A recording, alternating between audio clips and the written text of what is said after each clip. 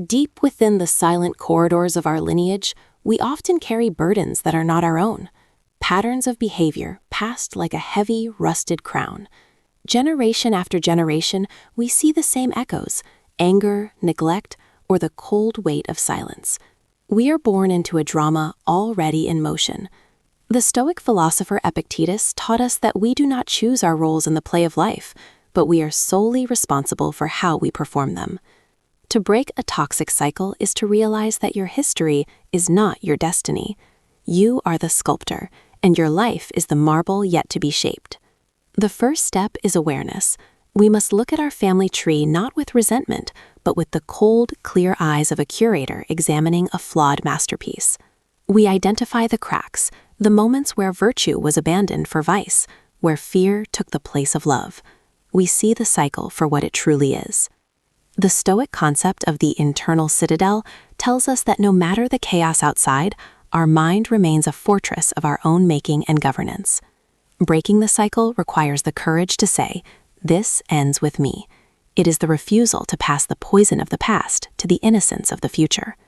Marcus Aurelius reminded himself that the best revenge is to not be like your enemy, even if that enemy is the very blood that flows through your veins. Forgiveness is not about condoning the harm. It is about releasing the anchor that keeps you tied to a sinking ship of historical resentment.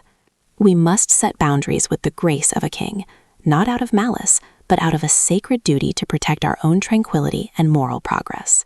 The process is often lonely. To walk a path different from your kin is to face the wind of tradition that screams, "Stay where you belong." Yet, in this solitude, you find your true nature. You learn that virtue is its own reward, and character is the only possession that cannot be stolen. Consider the alchemy of suffering. You take the leaden pain of your upbringing and forge it into the gold of empathy, resilience, and wisdom.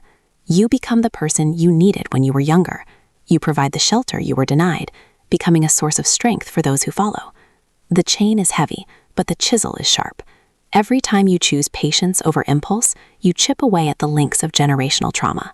You are not repairing the past. You are building a new foundation, a structure where honesty, respect, and emotional clarity are the cornerstones. Seneca wrote that no man is more unhappy than he who never faces adversity, for he is not permitted to prove himself against the weight of life. Your struggle against the cycle is your greatest arena.